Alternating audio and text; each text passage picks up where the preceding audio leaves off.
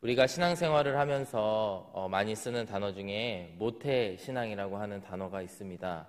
여러분, 우리는 이 말의 뜻을 너무나 잘 알고 계실 줄로 믿습니다.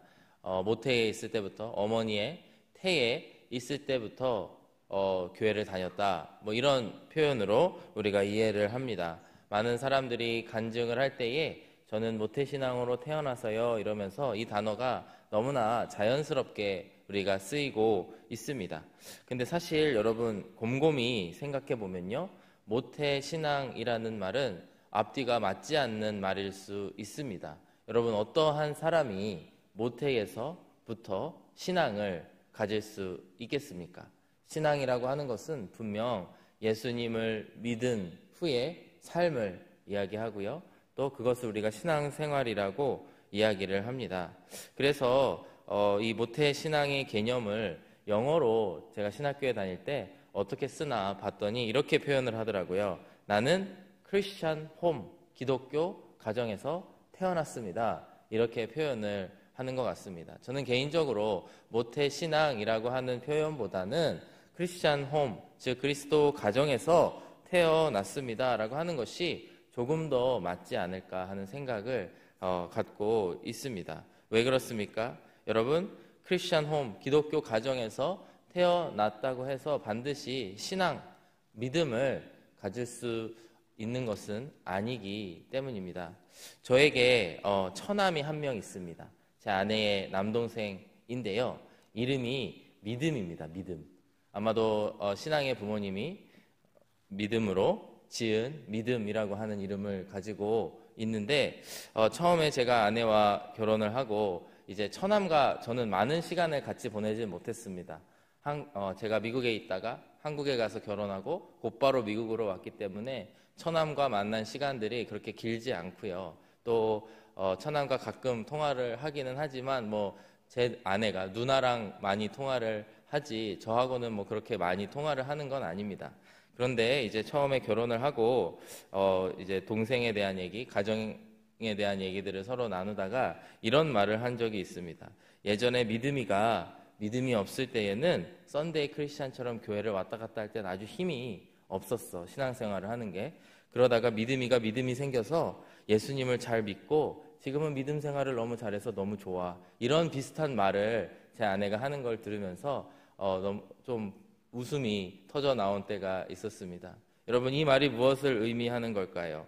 믿음의 가정에서 태어나서 믿음이라고 이름을 지었다고 해서 태어날 때부터 믿음이 있는 것은 아니라는 것이죠. 모태신앙이라고는 우리가 편하게 부르지만 모태에서부터 신앙을 가지고 태어나는 사람은 없다라고 하는 것입니다. 아마도 수많은 우리 기독교 가정에서 지어진 이름들이 그럴 것입니다. 은혜라고 이름을 지었지만 그 삶에는 은혜가 없을 수 있죠. 전혀 은혜와 동떨어진 삶일 수 있습니다. 사랑이라고 이름을 지었지만 그 삶에는 사랑이 없을 수도 있습니다. 이와 마찬가지로 믿음 또한 우리가 태어날 때부터 어떠한 가정에서 태어나서 그것을 받는 것이 아니고, 물론 영향을 끼칠 수는 있죠. 많은 가능성이 올라갈 수는 있습니다. 하지만 믿음이라고 하는 것은 결국 나 개인이 하나님 앞에 서서 하나님의 말씀을 받고 예수님을 믿는 것이 바로 우리의 믿음이고 신앙생활인 줄로 믿습니다. 오늘 본문의 말씀을 보시면요, 바울은 동족인 이스라엘, 자신이 태어난 같은 민족인 이스라엘로 인해서 큰 근심을 하고 있는 모습들을 볼 수 있습니다. 왜 그렇습니까? 이스라엘로 태어났는데 그들이 그리스도를 거부하였기 때문입니다. 마치 우리로 오늘날의 비유를 하자면 크리스찬 집안에서 태어나 목사님 가정, 장로님 가정, 집사님 가정, 아주 믿음의 가정에서 태어났지만 예수님을 끝까지 배척하는 것입니다. 그래서 그 자녀를 보면서 너무나 가슴 아파하는 그러한 모습이라고 생각할 수가 있습니다. 이스라엘로 태어났지만 하나님의 그 말씀, 하나님의 계획하심을 이해하지 못하고 알지 못하고 그리스도를 거부한 현실 때문에 큰 슬픔과 고통을 느끼고 있는 것이 오늘 사도 바울이 로마서 9장을 시작하면서 갖고 있는 마음, 그리고 마주한 현실이라고 하는 것입니다. 오늘의 본문 1, 2절 말씀을 보시게 되면요, 내가 그리스도 안에서 참말을 하고 거짓말을 아니하노라 그러면서 나에게 큰 근심이 있는 것과 마음에 그치지 않는 고통이 있는 것을 내 양심이 성령 안에서 나와 더불어 증언하노니, 이러면서 그에게는 큰 근심이 있었고 마음에 그치지 않는 고통이 있었다라고 하는 말씀을 하면서 오늘 9장의 말씀을 시작하고 있습니다. 3절의 말씀을 보시면요, 왜 그렇게 고통을 갖고 있느냐? 나의 형제 곧 고륙의 친척을 위하여 내 자신이 저주를 받아 그리스도에게서 끊어질지라도 원하는 바가 있다고 말씀하고 있습니다. 나의 고륙 친척 이스라엘 백성들을 보면서, 이거는 비유적인 표현이고 또 극단적인 표현으로 이렇게 뜻을 극대화하고 있는데, 내 자신이 저주를 받아 그리스도에게서 끊어질지라도 그만큼 절대로 일어날 수 없을 일만큼이나 이 친척을 바라보면서 안타까워하고 원하는 바가 있다라고 말씀하고 있는 것입니다. 그러면서 4절의 말씀을 보시면요, 그들은 이스라엘 사람이라 그들에게는 양자됨과 영광과 언약들과 율법을 세우신 것과 예배와 약속들이 있고 라고 이야기를 합니다. 이 4절의 말씀은 이스라엘이 하나님께 받은 아주 특별한 은혜, 그들이 누렸던 것들을 서술하고 있죠. 그들은 양자됨, 다른 이방 민족과는 다르게 구약의 역사에 있어서 양자됨, 원래 자녀가 아니었지만 자녀로 입적하게 되는 그러한 은혜를 누리게 되었다라고 하는 것이고요. 그들에게 언약을 주셨고 율법을 주셨고 영광을 주셨고 그 모든 것들을 주신 특권이 있음에도 불구하고 이스라엘 백성들이 하나님을 떠나 예수님을 배척하고 있는 모습들을 안타까워한다라고 하는 것입니다. 5절의 말씀을 보시게 되면요, 조상들도 그들의 것이요 육신으로 하면 그리스도가 그들에게서 나셨으니 그는 만물 위에 계셔서 세세의 찬양을 받으실 하나님이시니라. 아멘. 그렇게 말씀하고 있습니다. 즉 이스라엘이 받은 가장 큰 특권, 마지막 특권은 뭐냐? 그 궁극적인 특권은 바로 그들의 혈통 안에서 예수님이 태어나게 됐다라고 하는 것입니다. 하나님께서 양자 삼아 주셨고 수많은 영광을 누리게 하셨습니다. 여러분, 모세의 때에 보게 되면은 하나님께서 노예로 있는 그들을 구원하여 주셨죠. 또 그 역사를 거슬러 올라가다 보면은 아브라함을 찾아가시고 부르시고 아브라함의 자녀들에게 축복을 주겠노라고, 아브라함, 이삭, 야곱에 이르기까지 그 3대를 걸쳐서 큰 민족을 이루시는 하나님의 은혜를 그들이 누렸습니다. 또 이스라엘 백성들이 누린 것은 큰 영광이었습니다. 여러분, 다윗의 시대를 보십시오. 얼마나 영광스러운 성을 짓고 또 성전을 짓고 그 강대국을 이루면서 하나님의 영광이 어떠한 것인지를 미리 맛보기로 보게 하여 주신 그 모형이 바로 구약에 있는 다윗의 모습이라고 하는 것이죠. 그러면서 약속을 주시고 율법을 주시고 그 가운데에 하나님께서 민족을 세워 나아가셨고 그 혈통 중에 예수님을 태어나게 하셨다라고 하는 것입니다. 그리고 예수님은 온 세상의 온 민족을 구원할 하나님의 독생자이시고 구세주라고 하는 것입니다. 그런데 그 같은 혈통인 바울과 같은 혈통인 고륙 친척인 이스라엘은 정작 예수님을 배척하고 예수님을 거부하는 이 현실, 그 현실을 바라보면서 바울은 너무나 슬퍼하고 안타까워하고 있다라고 하는 것입니다. 내가 그리스도께서 끊어지는 한이 있더라도 우리의 민족을 하나님께서 구원하여 주시기를 원합니다. 이렇게 기도하고 있는 것이고 또 그 말을 전하며 이스라엘 백성들을 향해 말씀하고 있는 부분이라고 하는 것이죠. 여러분, 이만큼 우리 주변에 누군가가 예수님을 믿지 않는 것, 신앙을 갖지 않는 것은 너무나 힘든 일이라고 생각을 합니다. 이 좋은 예수님, 이 특권을 누릴 수 있는 예수님, 우리가 이 예수님을 전해야 하는 이유 중에 하나가 바로 우리가 같은 신앙 안에서 살아가고 같은 행복을 누리기 위해서 반드시 필요하다라고 하는 것입니다. 사도 바울은 예수님을 만나고 180도로 변한 사람입니다. 그리고 그의 인생에 변화되는 하나님의 인도하심을 경험한 사람인데 정작 가장 가까운 한 사람, 가장 가까운 이스라엘 동족들이 그러고 믿지 않는 상황 가운데에서 예수님 앞에 토로하고 있다라고 하는 것을 볼 수가 있습니다.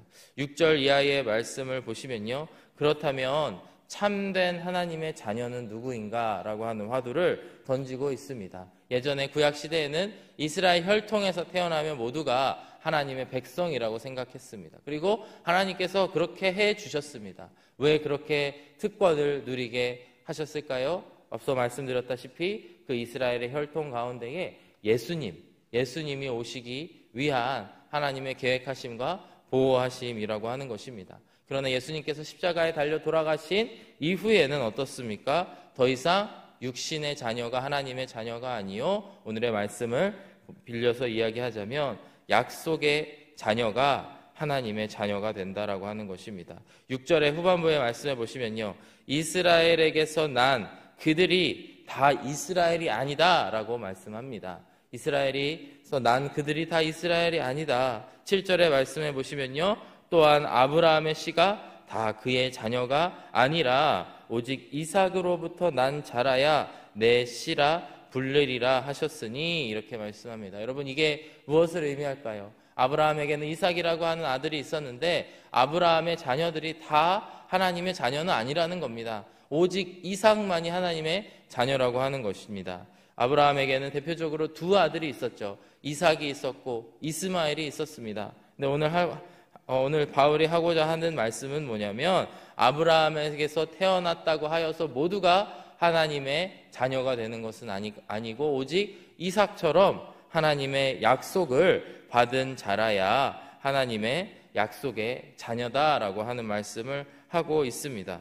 8절의 말씀을 보시면요, 육신의 자녀가 하나님의 자녀가 아니요 오직 약속의 자녀가 씨로 여김을 받느니라, 이렇게 말씀하고 있습니다. 우리는 신앙생활을 하면서 어떤 실수를 범하게 됩니까?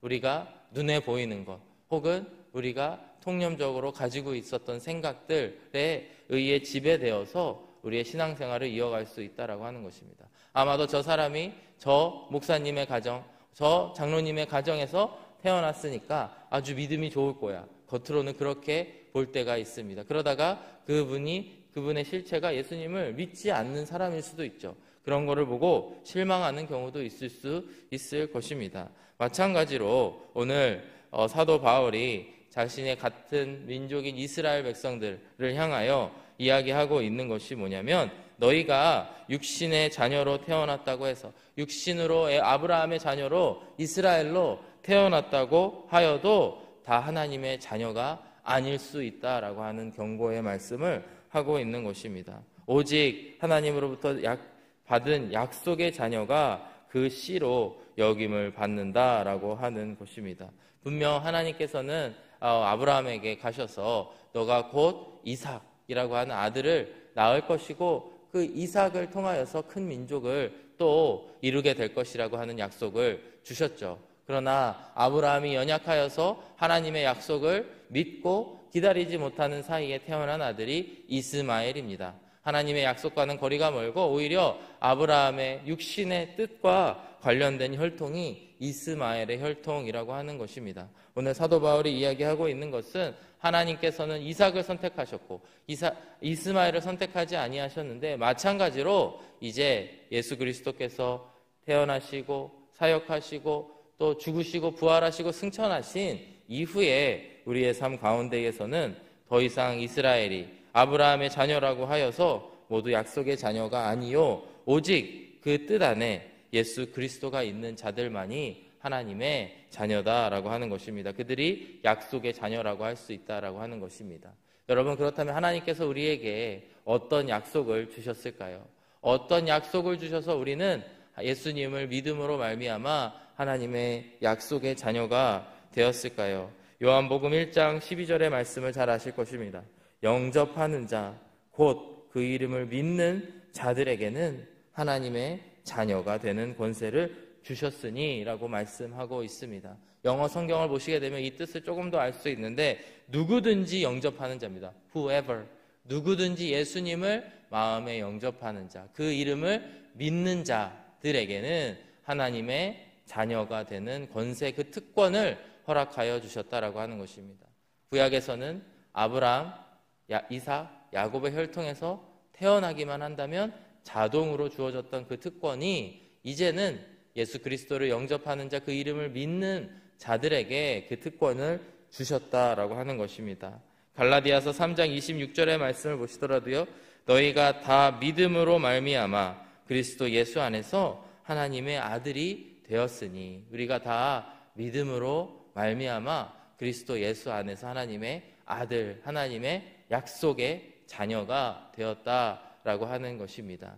우리의 신앙, 우리의 믿음이라고 하는 것은 태어날 때부터 가지고 태어나는 것이 절대 아닙니다. 훌륭한 믿음을 가진 부모님에게서 영향은 받을 수 있지만 그 믿음이 곧 나의 믿음이 될 수는 없는 것이 이 믿음이라고 하는 것이죠. 오늘 이 자리에서 저와 여러분들이 하나님의 자녀 되신 줄로 믿습니다.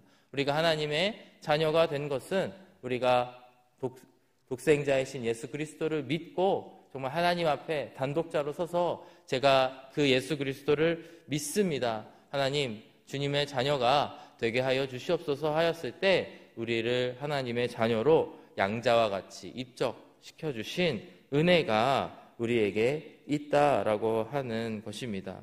9절의 말씀을 보시면 약속의 말씀은 이것이니 명년 이때에 내가 이르리니 사라에게서 아들이 있으리라 하심이라. 그 하나님의 약속의 말씀처럼 태어난 이삭과 같이 저와 여러분들이 지금 살아가면서 이미 하나님께서 우리에게 주신 이 약속 가운데에 걸어가게 하셨다라고 하는 것입니다.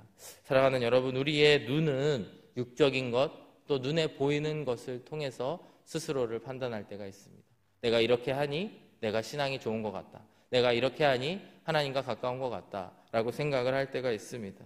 그러나 우리에게 중요한 것은 하나님이 우리에게 주신 약속이고 그 약속 가운데에 살아가는 것인 줄로 믿습니다.